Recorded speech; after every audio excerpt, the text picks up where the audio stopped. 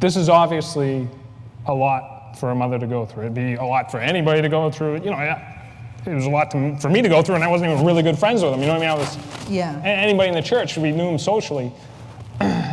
Obviously, the only way you get through it is with God. God wasn't always in your life. Right. What was your life like before you got saved, and how did it change when you got saved to be able to have the strength to go through this? I was scary before I got saved. It's really a good thing I did.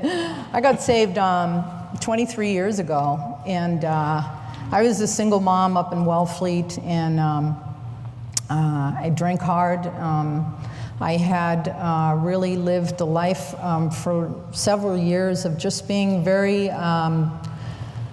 tough and guarded and kind of angry. I didn't really know how angry I was because I think I used booze on that stuff to kind of soften it. But I found myself alone with this 3-year-old and this 1-year-old, and I was angry at life. And when they were about 5 and 3, I had an encounter that I really felt, I knew was God speaking to me, which was weird because I'd never had God speak to me. I wasn't a Christian at this point, but I felt God showed me very definitely that if I didn't stop drinking, I was going to be dead within a year. I was going to, and I stopped that night, just completely, not one drop or drug or anything, and which was very bizarre because I had absolutely no self-control in my life. I really, I did everything to excess. I was really pretty crazy.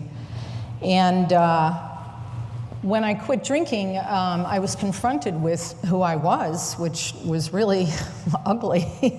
I was angry. I couldn't control my emotions. I was frustrated. And around this time, some women, Wellfleet girls, started to tell me about Jesus. I was a little resistant, a little scary. They were very brave. Sweet Donna Store walking, and Jesus loves you, you know. My cigarette hanging out of my mouth, and you know. And really, so I always tell people, don't ever, be intimidated by the tough ones, because, I was one. And so one night I was on my way to night school, and for some reason, instead of turning right, I turned left. Drove myself right into a revival service. It was when this church was behind the mall. Went down to the altar. I really didn't even know what an altar call was. Prayed a simple prayer. And when I got up, I was so different. I was so changed. It totally freaked me out. I mean, I literally ran out of there because it was like God just removed that guard, everything that tough exterior, and I felt just totally transparent. And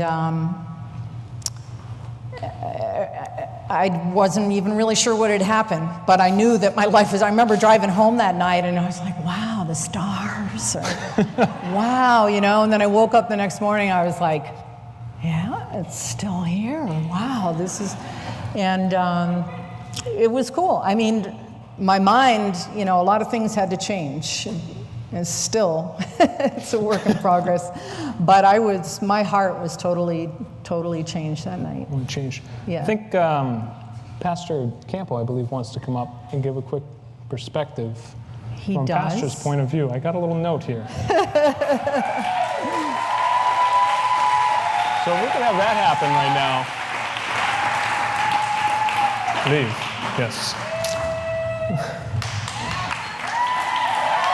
I've been waiting to get him on this couch for a long time.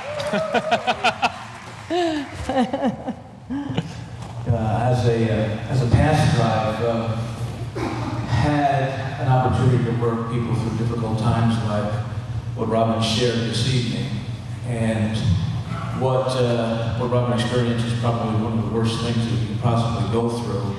It has a tendency of boiling people down to zero.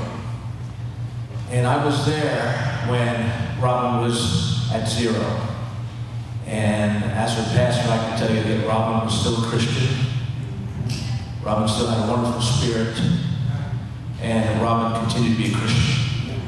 And it manifested just a real heart for God, and was very, very proud that people that have been under my ministry, that I've invested in for years, when the going gets tough, they know exactly who to trust, and that's Jesus. Amen. And I remember when I was called in the middle of the night, it was about 4 in the morning, I think, by the time I got there, and I heard the news, and as I was riding on the way to the hospital, I said, God, what in the world am I going to tell my sister? And God told me very specifically, if you will just give her a perspective, she'll make it. And so when I got to the hospital, some of the detectives were there, and there was also some people that were, I guess, at that night, and I happened to ask a couple of them what was going on, and they told me that before Spencer collapsed, he was walking back and forth in the room holding his chest, and he was talking to someone. And so I know exactly who he was talking to.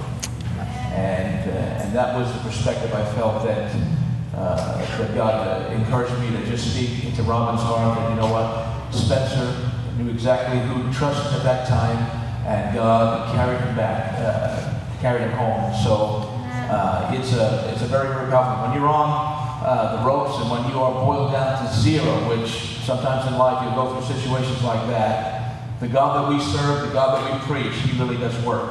Amen. I'm very, very excited that Robin is doing wonderful. She's a tremendous blessing to my wife and I and to the entire congregation. Amen.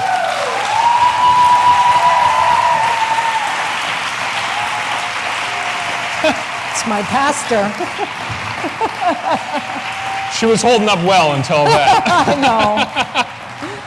I just want to say that because my pastor was there, you know, and I remember so clearly, I was sitting in a chair holding Spencer's wallet, and I remember him saying, "You're going to make it.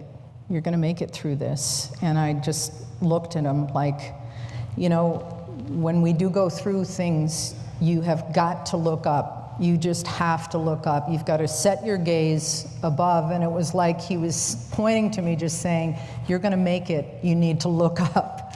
And it just seemed his words were so impossible to believe, but it was like that hope that it just, you know, you latch on to that.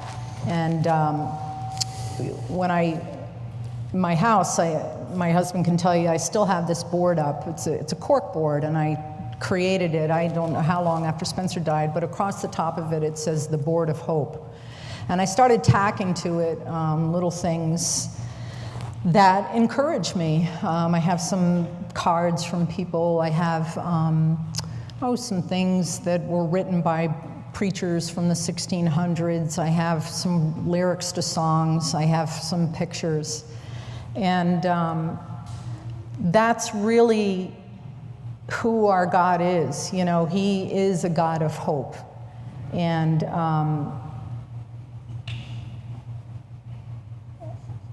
He never turns you into yourself and says, well, we're going to fix all your circumstances or whatever. Because at first I thought, oh, you know, you're God, you're going to take my pain away, right?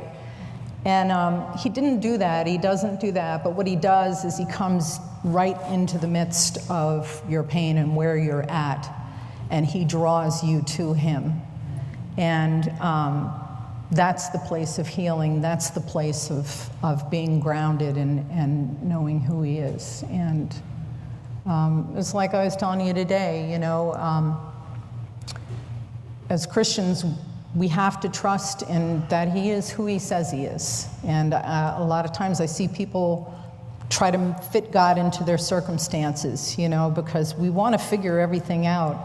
But there's some things we'll never figure out on this side of heaven. But God is who He says He is. He is a very, very big God, but He is also just an incredibly loving God that will not let our foot stumble or fall when we put our trust in Him. Robin, thank you so very much. Yeah. Thank you. That's thanks.